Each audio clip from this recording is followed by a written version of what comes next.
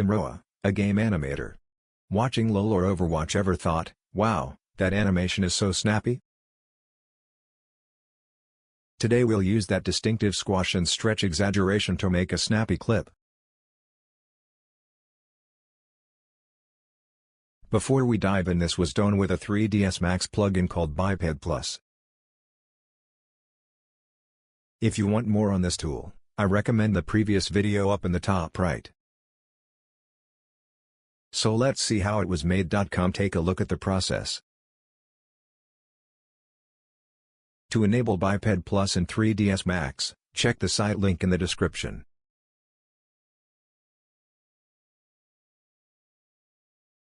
Start with the BipedPlus preset, set the height, then reshape the biped to fit the character.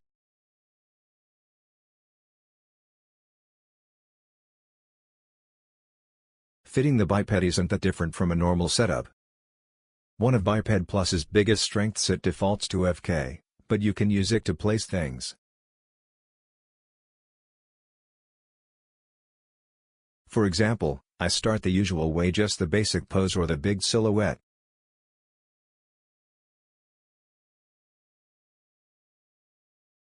Then when I need to place joints, I switch to it. It's much easier to refine the positions.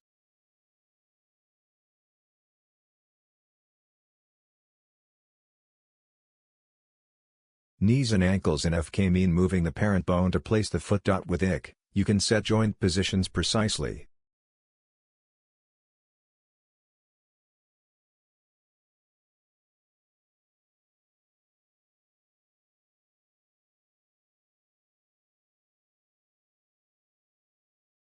Extra setup is already in there by default: shoulder, twist, hip, knee, and wrist controllers.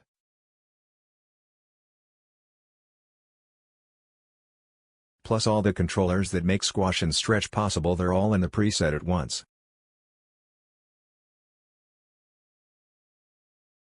So fitting biped joints felt more precise, faster, and more comfortable.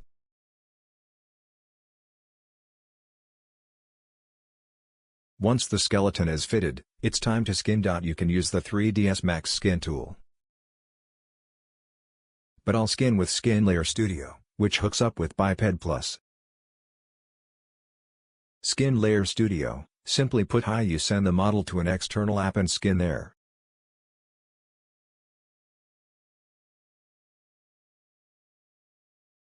You send Max's model and setup to SkinLayer Studio, skin there, then it uploads back to Max every 10 seconds.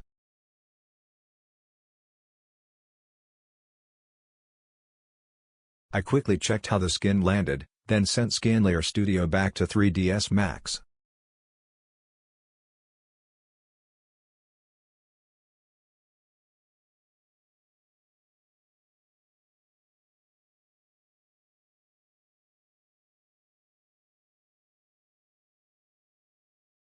Another nice thing when you skin, you pose the biped and set keys to check if joints move well, right?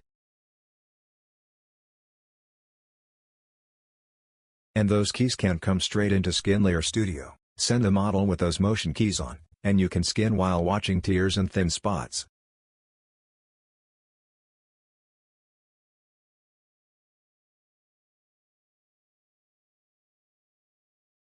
So I'll set some stretch poses in 3ds Max and send them to SkinLayer Studio.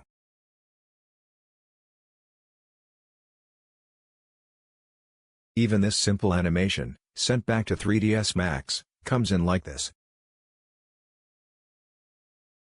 Then you just skin while watching this motion. It comes in like this. You don't really need Max after the. Keep skinning in SkinLayer Studio, then send to Max near the end to check.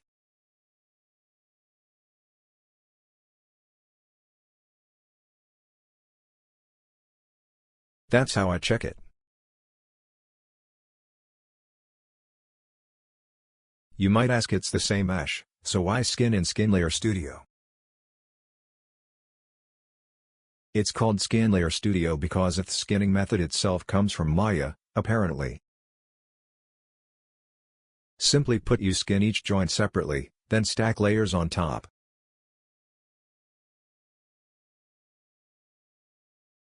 Even if weights sit on the bottom layer, you stack above it and only touch the top mask, that's the skin.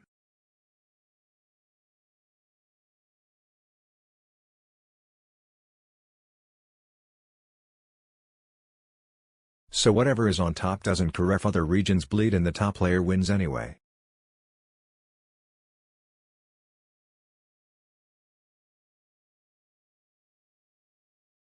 On the torso, what's above it barely matters. Weights leaking onto other parts is fine. You treat the top mask as the big group, so where the mask is off, skin doesn't take that region, no influence.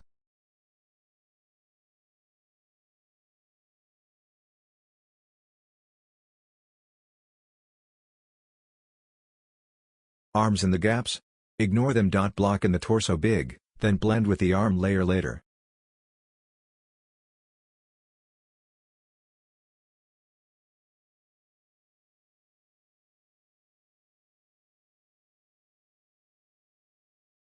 It felt awkward at first, but once I thought in stacked layers, it got really easy.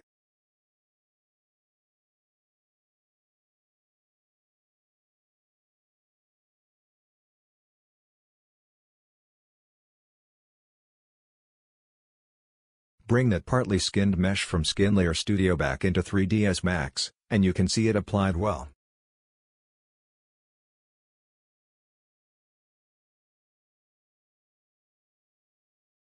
Next is BipedPlus's biggest strength, squash and stretch, is already set up.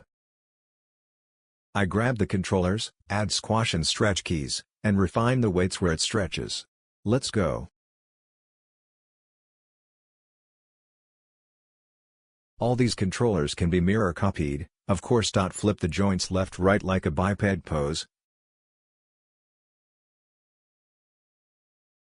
Then I went back into SkinLayer Studio and cleaned up the details.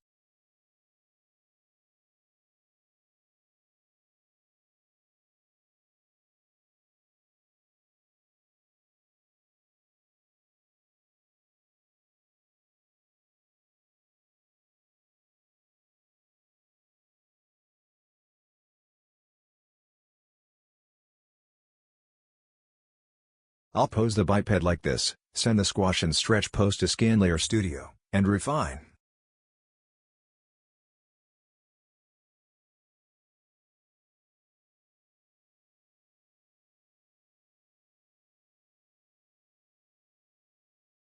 See? It came over clean. With it posed, I painted the regions in detail so the shape wouldn't tear when the body stretched hard.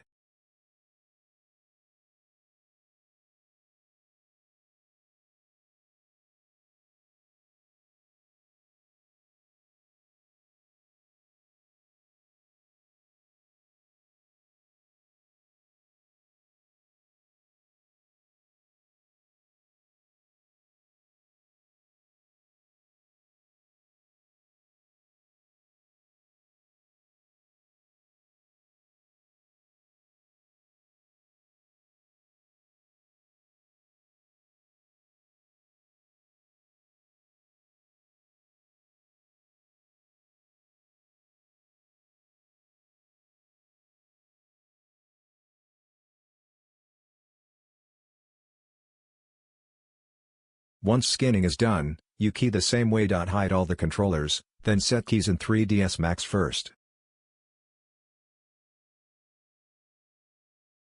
Don't stretch from the start. Block a snappy animation first, then exaggerate the weak or fast bits last.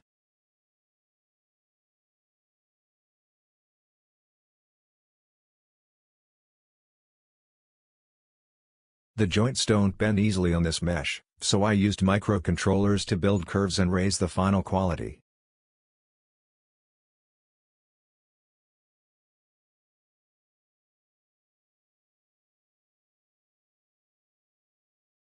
What I animated: exaggerate, squash and stretch. A big character jumps up and slams the floor with a fist.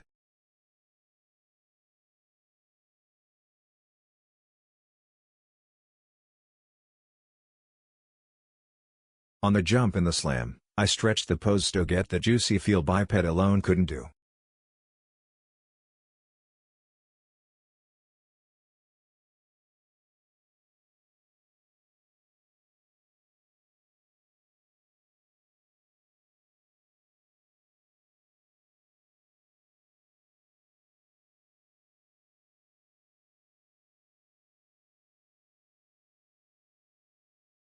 First pose, second is the jump dot at the top, that's anticipation right before the hit.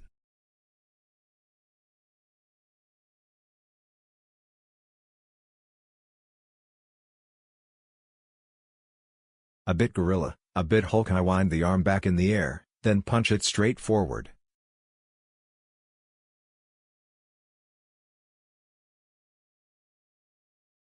And built a big downward slam attack.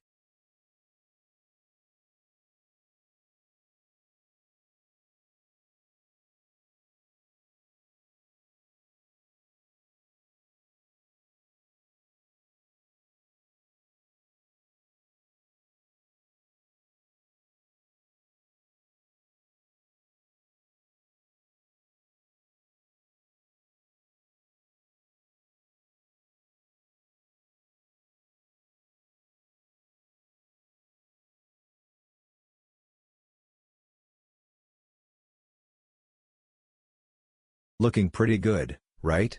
I blocked the base animation with this exaggerated feel.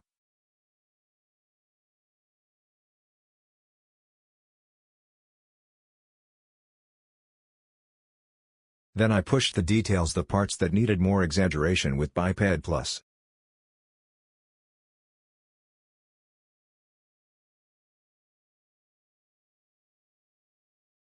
When the legs drag up, I keep them low first, then snap them up. I stretched one leg pretty hard.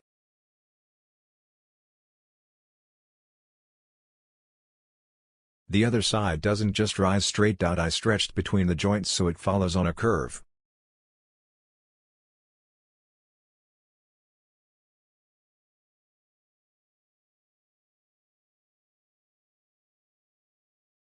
Then when it gets pulled up, it can rise with that juicy stretch.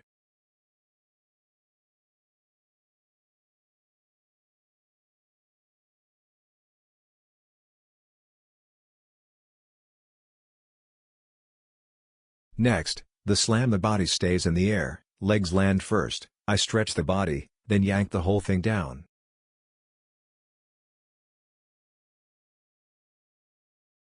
I use the in-between joints to push a curve shape, a lot of exaggeration. On the hit, it should snap back. I copy the base key and return to the original pose. It stretches a lot, right? That's how you get a really exaggerated pose. Being able to warp the model freely, like in Maya, I think that's the biggest advantage. On the landing, the lead foot stretches and arrives first, then the body follows. Juicier that way.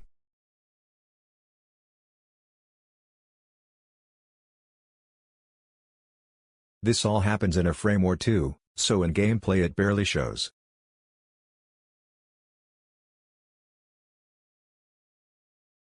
But watch the whole animation and you feel that juicy landing.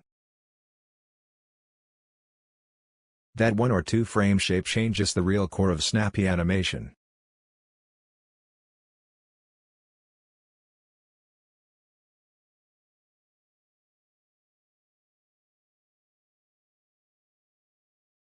On the way down, I stretch the face so it warps as well. In Overwatch, faces stretch on fast moves, right? You can scale freely in that same spirit.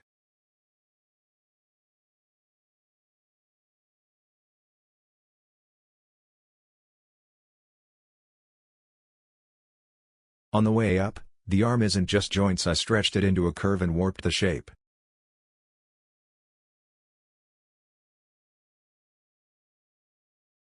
That's a huge plus. Shape changes that were hard on Biped. This lets you stretch the tension.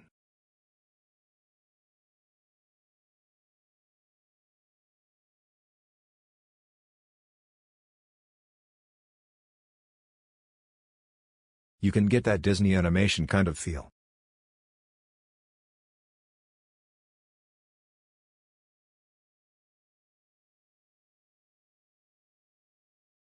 I push the other arm with the same feel, a bit more exaggeration.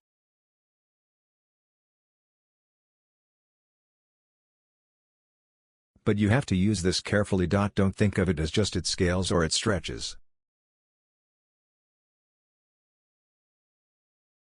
Controllers follow their parent, so if the parent moves, you may lose the feel you wanted.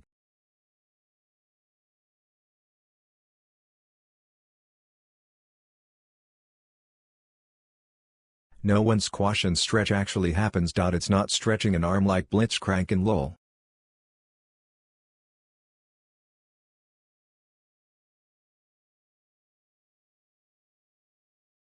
The original pose wants to stay put. The lead moves first, what follows doesn't stay glued to the body.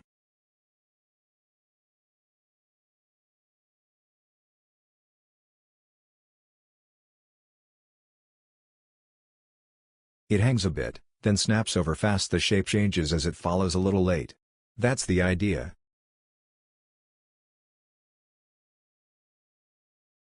If you just stretch it more because you can, the arm isn't following through. You've already hit the next pose.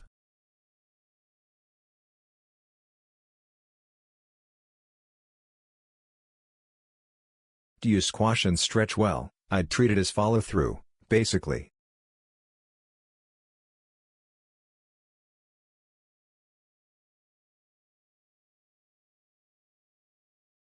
The exaggeration is kind of insane. A regular biped really can't change shape like this. Work this way on, you can get wild poses on teleports and hits.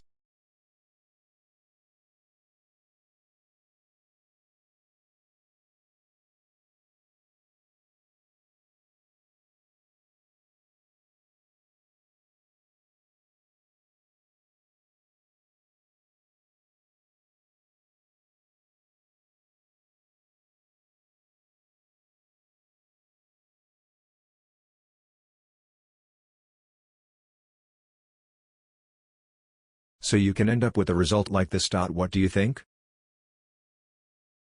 For LoL or Overwatch style exaggeration, biped head limits, you can set up squash and stretch, sure.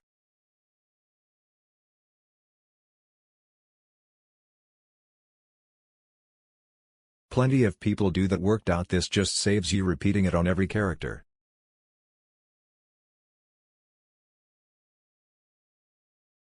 BipedPlus gives you a biped preset with that setup already in. Change the size per character. Place it with IC or FK, and there's not much else to set up.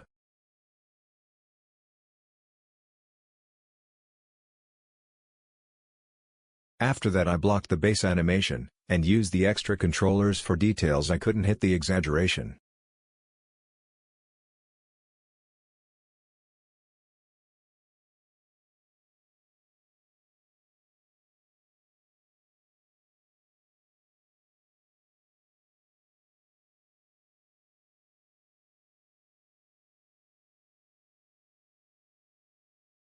Side by side, you can really feel the difference.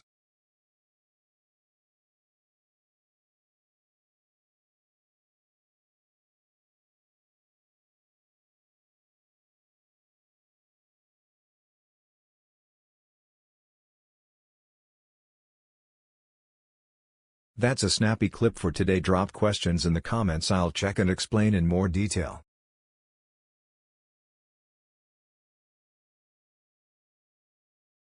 Thanks for watching today's video. Subs, likes, and the bell really help me keep making these. See you next time. That's it for today.